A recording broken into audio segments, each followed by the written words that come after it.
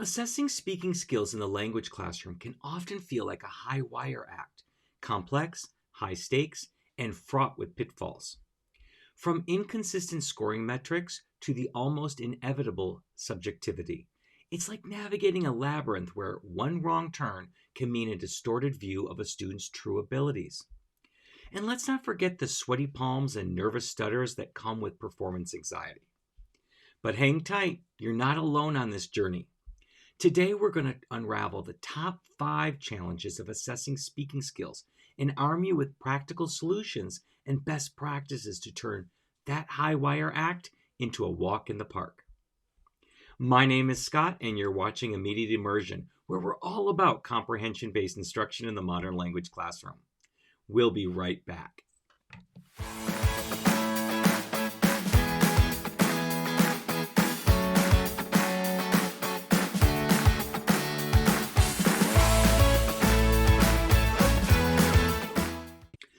Inconsistent scoring metrics, the bane of many language teachers, right?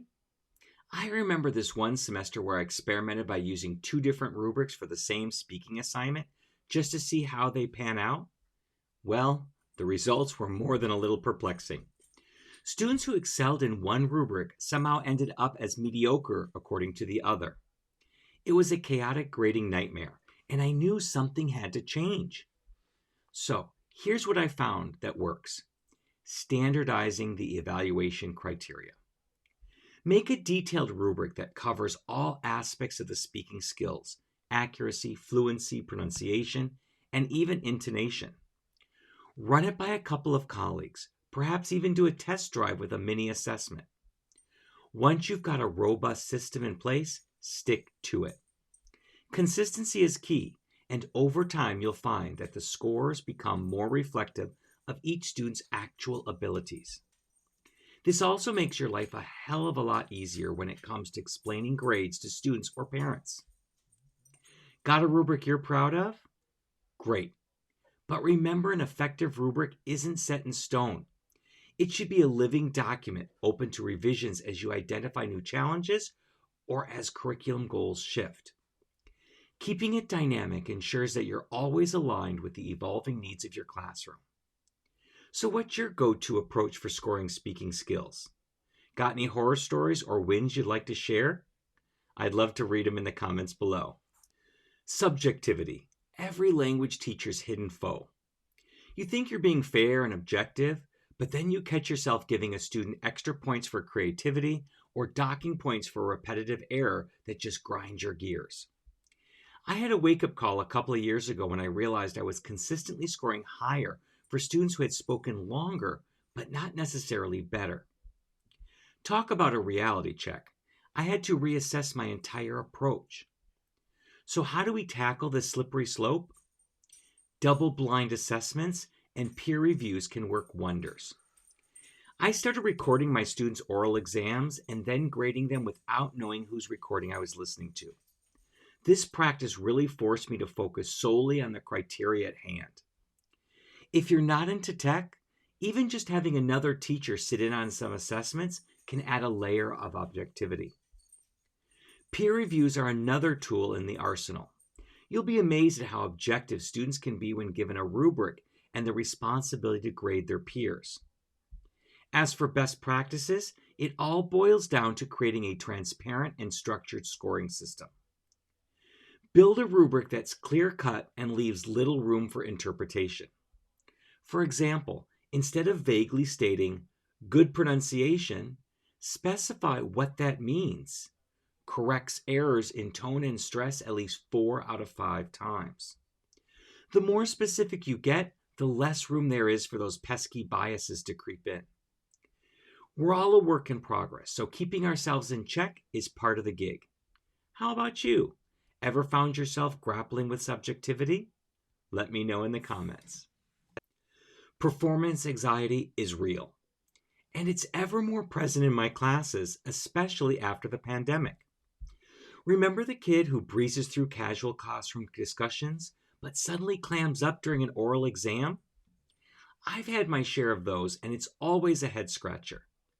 You know they know the material, but that red record light flicks on and they're like deer in headlights. It's frustrating for us, but it's downright paralyzing for them. So what's the remedy? Setting up a more relaxed assessment environment can work wonders. I've tried replacing the sterile, one-on-one, timed oral exams with more naturalistic speaking assessments. Think group discussions or even one-on-one conversations that mimic real-life exchanges, complete with casual topics thrown into the mix. And you know what? The quality of their speaking often shoots up when the environment is more laid back. If logistics make it tough to completely ditch traditional assessments, consider at least starting the session with a couple of low-stake questions to help them get comfortable. In terms of best practices, consider employing techniques like mindfulness exercises or even just basic deep breathing before the assessment starts. I've also found that letting students know what to expect, breaking down the format, sharing some potential topics, can ease a lot of the crippling unpredictability. It's all about stripping away the unknowns that amp up their anxiety. Trust me, your students will thank you and you'll get assessments that better reflect their true abilities. So how do you usually navigate the minefield of performance anxiety? Got any tricks up your sleeve? Please share them in the comments. Basing a grade on too few assessments. That's a can of worms we've all probably opened at some point. You know, like having an entire speaking grade hinge on one in-class presentation. I did that once, and one of my students, who was generally quiet but thoughtful, ended up bombing it. It wasn't that she didn't understand the material, she just wasn't comfortable in that public speaking setting. It struck me that I hadn't really captured her speaking skills accurately. The traditional oral exam or in-class presentation is a snapshot, but it doesn't always show the full picture.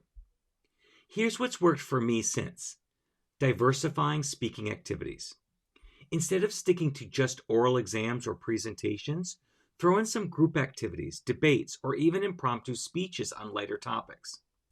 And don't overlook the value of interactive activities like role plays or simulations. This approach not only keeps the students on their toes, but also gives you a broader look at their capabilities. Are they good at forming arguments but stumble in casual conversation?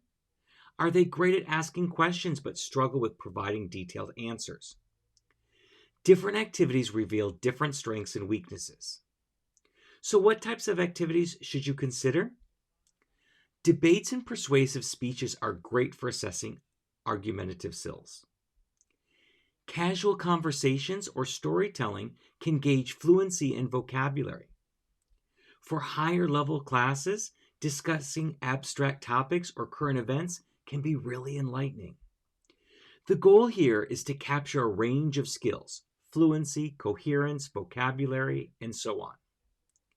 It's like photographing a city.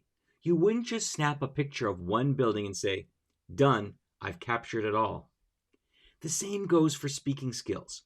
One angle isn't enough. How do you tackle the issue of limited scope in your assessments?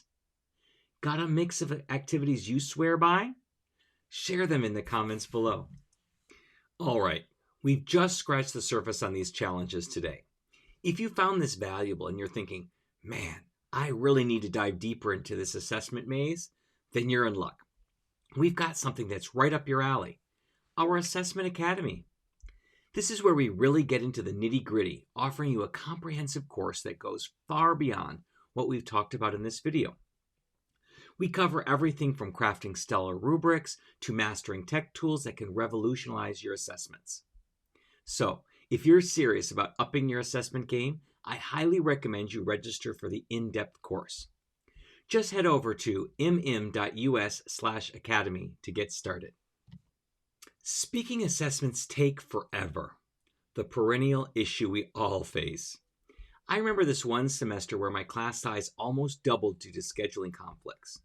The thought of individually assessing each student's speaking skills within a single class period was overwhelming, to say the least. I ended up rushing through assessments, and let's just say the results were far from enlightening.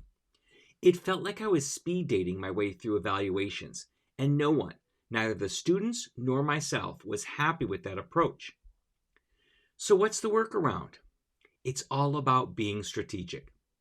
First off, you don't have to do a comprehensive speaking assessment every single time. Consider splitting up the skills over multiple shorter sessions. One day, focus solely on fluency, another on argumentative skills, and so on. This way, you can dig deep without feeling rushed. You might also try group assessments where students discuss a topic or solve a problem together. It's a great way to see how students perform in a more natural setting, and it also saves a ton of time compared to one-on-ones. In terms of best practices, I'd suggest using time-saving tech tools like voice recording apps. Have students record their answers to prompts and then listen to them later when you can really focus. Trust me, grading becomes much more efficient, and it also gives students the chance to review and self-assess. And don't underestimate the power of peer assessments. They can be quite insightful and also alleviate some of your grading load. So, have you also wrestled with the clock during speaking assessments? What's your game plan for tackling this ever-present challenge? Share with us in the comments. All right, folks, we've tackled the heavy hitters today, from the muddled waters of inconsistent scoring to the elephant in the room, performance anxiety. Remember, assessing speaking isn't just about grading. It's about encouraging growth, pinpointing areas for improvement, and yes, also acknowledging the nuances that make speaking such a unique skill to evaluate. If you've been down this confusing path before, you're definitely not alone. But hopefully the solutions and best practices we've covered today can serve as your trusty compass moving forward. So what's been your greatest challenge in assessing speaking? Any solutions you found to work wonders? Drop your thoughts in the comments below. And if you found any value in today's discussion, do us a favor. Hit that like button and subscribe for more in-depth looks into the world of language teaching. Until next time, happy comprehensible input.